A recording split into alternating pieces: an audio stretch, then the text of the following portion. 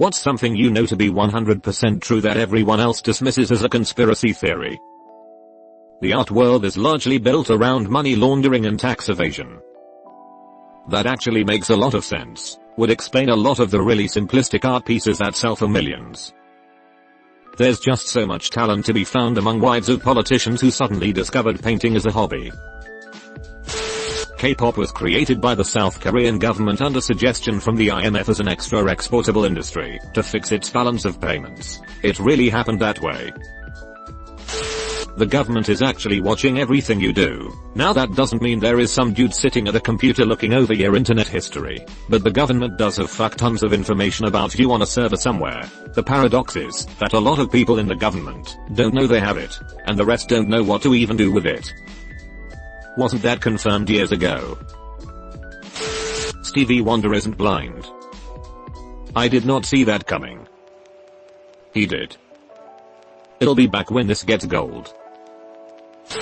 The opioid epidemic in USA is from insurance companies being too cheap to pay for a real treatment. Throwing an injured worker Percocet is much cheaper than surgery/therapy at a research hospital. TBF, this isn't even a conspiracy anymore. Pretty sure it's widely acknowledged by a lot of people. Michael Jordan's first retirement was an unofficial suspension for betting on basketball. How do you know this to be 100% true? People are treating this thread like another what's your favorite conspiracy theory? Not everyone dismisses it, but the US government is still experimenting on its own citizens without their actual consent, but their implied consent. When Walmart employees go check in the back, they're actually just checking their social media for 5 minutes. Reddit on mobile is intentionally shit to try and get us to download their dumb app. I'm on the app right now, and it's shit too. Wendy is actually Ronald McDonald's bastard child that has sworn to take revenge by selling more burgers than him. Ronnie went out for smokes and never came back. That Ditto is a failed version of cloning Mew. Nah man, it's confirmed. They did actually find a meteorite. About 10 years after her disappearance, a skeleton was found in the general area of her last known location that was identified as female of the correct age and race, which was located near a compass taken from an airplane. They couldn't 100% identify her though, so it got brushed aside in favor of the mystery. There's also a big theory that she survived the crash but died in a Japanese internment camp, but that also gets brushed aside. Most conspiracy theories, especially the crazier ones, are meant to discredit the real ones. I'm not sure about 100% true but definitely plausible. King Louis XIV of France allegedly held a special prisoner known as the Man in the Iron Mask because he always wore an iron mask. His face and name were never revealed to anyone. I think it was Voltaire who theorized that Louis didn't have proper royal descent, making him an illegitimate king, and that the Man in the Iron Mask was his real father. He wasn't gonna kill his own dad, so locked him in a room and made him wear a mask to stop the truth from getting out. I legit thought you were about to state the plot of the Leo movie for a second there. That my girlfriend is real MA, she lives in Oklahoma, she's in college, so she can't visit. We talk every day. No, I'm not lying. No, I'm not. The billionaires are preparing for something big and it doesn't include us. It's a big club, and you ain't in it, George Carlin. The only reason why we are still in the Middle East is to harden our military, so that if we go to war with another nation our troops have battle experience. I think this is what Russia is doing with Ukraine now too. And to just project our military power, did you know the US embassy in Iraq is the largest embassy ever built by any nation? It's almost the size of Vatican City. We are there for the long haul. There's a cabal of very wealthy and influential psychopaths who control a good chunk of world politics. New members are introduced to, or encouraged by their own peers to partake in, pedophilia. They end up doing that, not just because they may be bored with their lives or enjoy hurting children, but also because this team building exercise in the guise of underage sex parties allows their friends to get compromising material on them. It is an initiation ritual aimed at building trust between everybody involved. If almost every member of the cabal has dirt on everybody else, then they surely won't rat each other out. Psychopathy and power go hand in hand. This is practically confirmed in sociology studies. It's not that power turns people into psychopaths. but rather that it often takes psychopath-like traits to ascend to positions of power over others. I can't cite the relevant studies because I'm out right now, but there were some famous ones about the percent incidence of psychopaths in general population versus percent psychopaths in top leadership positions like CEOs of companies. Interesting stuff to read on. The Disney owns an adult film industry. They just don't affiliate their names with it. I've told this to many people, and look at me in horror like I just killed their child. Pornhub, maybe? The earth is round, gravity is 100% real.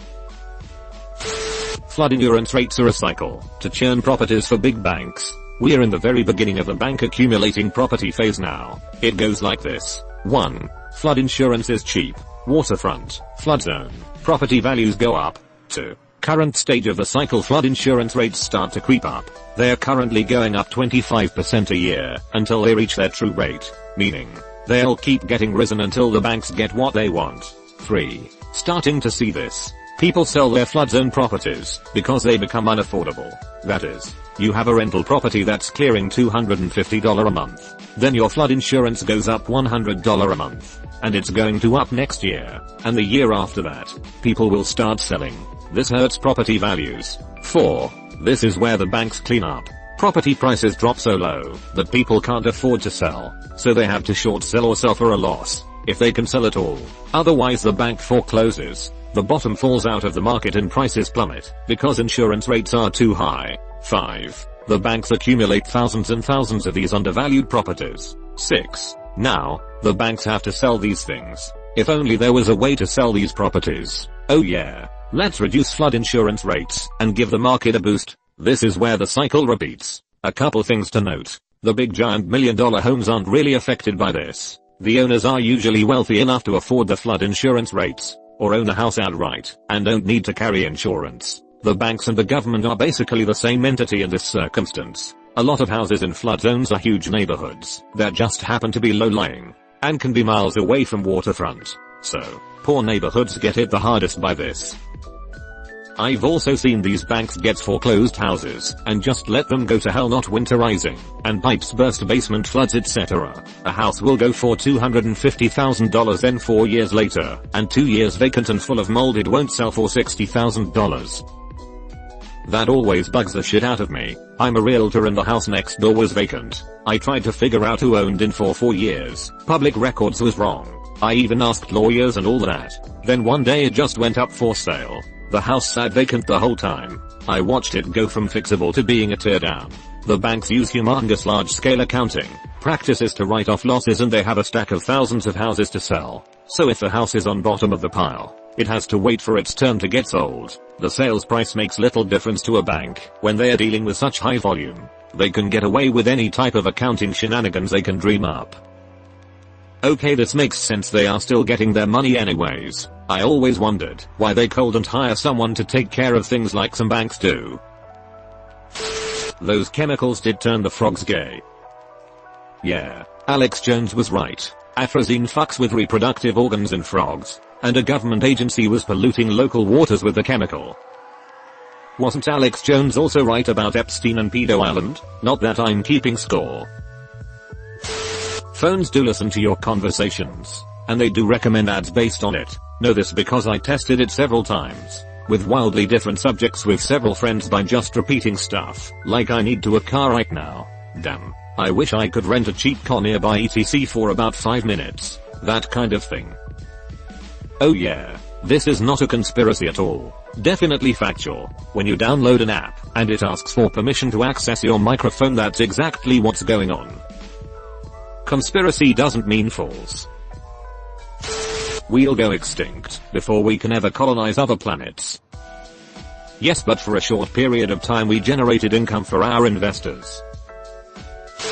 We are running out of antibiotics. Bacteria are developing resistances faster than we can produce new ones. At the current rate, we'll run out within the next 50 years. We've already exhausted the first ones we developed, like early types of penicillin. It's not all bad, though. If we rotate what we have, and invest in developing more, we can prolong the deadline indefinitely. Regardless, when your doctor tells you to take your antibiotics for the full prescribed duration, and to dispose of them safely at a pharmacy, you should fucking listen. Source: Biologist. The bachelor course on pathogenic bacteria covered this. It's not a conspiracy theory though, it's pretty well known we're potentially approaching a post-antibiotic time. As the other commenter said, there are other technologies being developed to replace antibiotics. Justin Trudeau never wore blackface. That's a picture of him without the makeup. It's actually whiteface that he's been wearing all along. Reagan conspired with Iran to delay the release of the hostages, thereby allowing him to win the presidency from Carter. I know this because all of the contacts he established in this act of treason were later used to illegally sell anti-tank missiles to Iran in yet another act of treason. This has already been confirmed. It's still considered a theory, mostly because the main players are adverse to admitting to literal treason. Social media, especially Snapchat and Instagram, exist in part to make us more comfortable with events in our lives being publicly known, which in turn makes us okay with losing privacy from government surveillance. That my ex-wife along with others including my employee plotted to murder me, all while filming porn at my house while I was at work. You okay, bro? Nobody likes celery, you're just pretending. My guinea pigs would beg to differ.